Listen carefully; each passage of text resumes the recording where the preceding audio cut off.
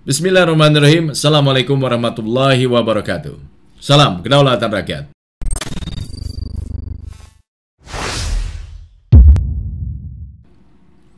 Halo sahabat, bersama saya Jules Syafi'i di Saiful Zaman Channel.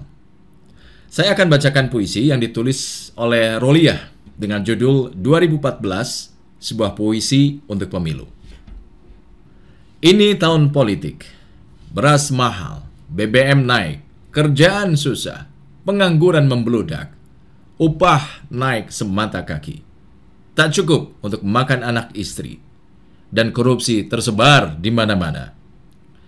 Ini tahun politik. Banjir datang menyapu impian, sinabung, kelut, dan yang lain-lainnya menggelegar, rumah dan sawah hilang.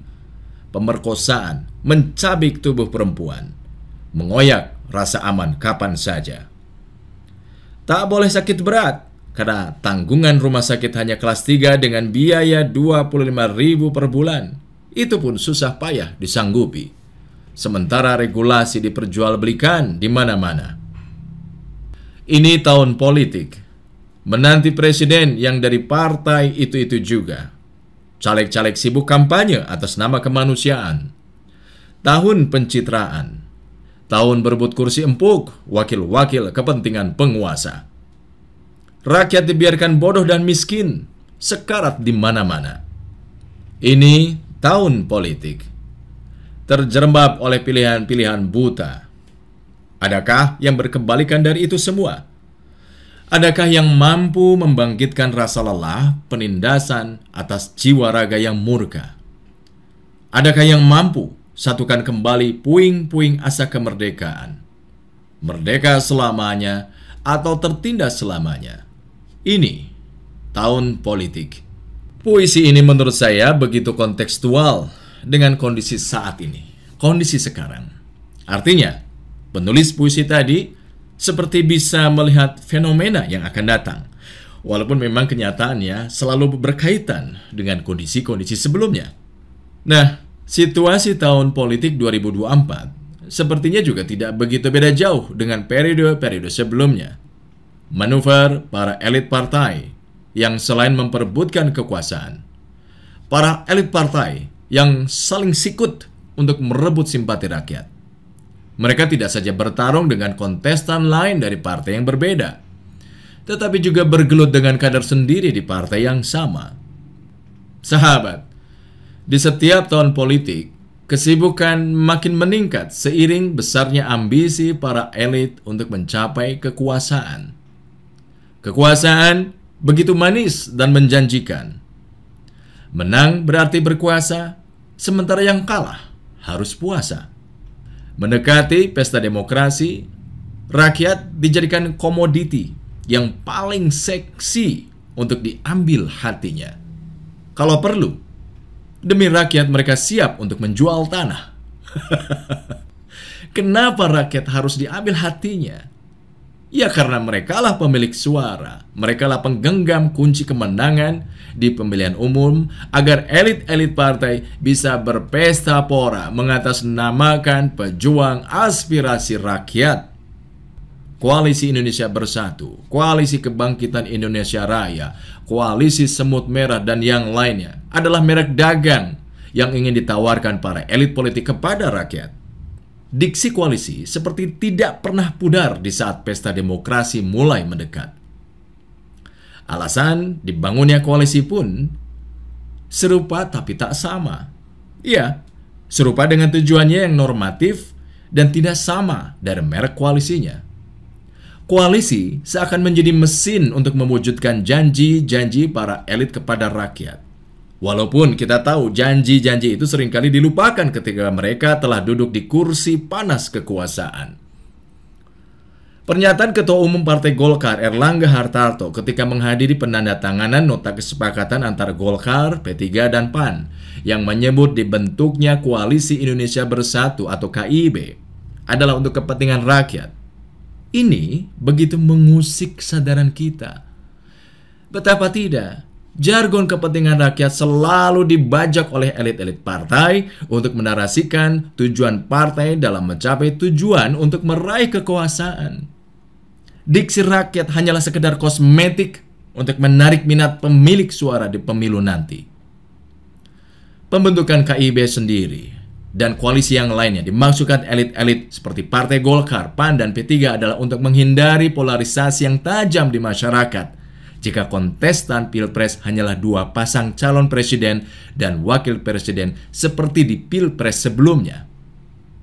Kalau memang benar tujuannya untuk menghindari polarisasi, kenapa tidak dilakukan kemarin-kemarin? Kalau untuk menghindari polarisasi, kenapa tidak mengambil tindakan-tindakan tanpa menyantolkan maksud mereka di kontestasi pemilu? Kenapa pula para elit dan penguasa membiarkan para buzzer rupiah yang selalu mendebar fitnah dan berita bohong yang justru akan mempertajam polarisasi?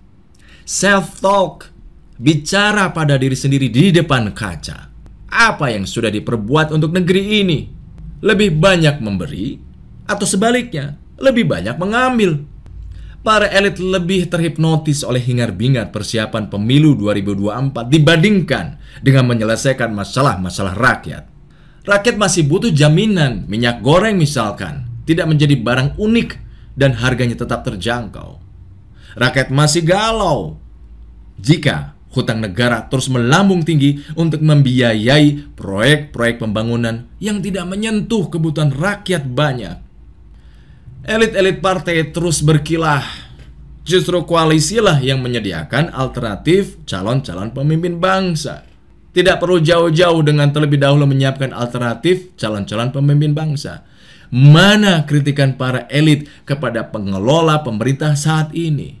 Justru itulah yang seharusnya mereka lakukan sekarang ini, ketimbang meyakinkan rakyat untuk memilih mereka. Republik ini seperti kafling tanah yang ditawarkan oleh pengembang perumahan dengan harga yang bervariasi. Republik ini sudah terlalu lama diperkosa oleh para elit yang hanya mementingkan kepentingan pribadi dan kelompoknya. Sesungguhnya mudah untuk mendapatkan kepercayaan rakyat tanpa harus membangun koalisi. Cukup dengan serius dan fokus saja menyelesaikan masalah-masalah yang dihadapi dan dialami oleh rakyat. Rakyat semakin pintar dan jelas melihat realita yang terjadi di puncak kekuasaan. Koalisi yang hanya ingin merebut kekuasaan hanyalah fata morgana. Tidak akan ada habisnya. Maka bangunlah koalisi hati yang dibangun tanpa harus wajib menggandeng sesama elit politik. Karena koalisi rakyat sesungguhnya hanya akan tercipta jika hati dan rasa para elit politik selalu bersama rakyat tanpa ada menjadikan rakyat sebagai komoditi. Koalisi rakyat sesungguhnya bahu-membahu dengan rakyat membangun kesadaran, kecerdasan, kedewasaan, kesungguhan bahwa negeri ini semakin tergerus oleh ketamakan dunia.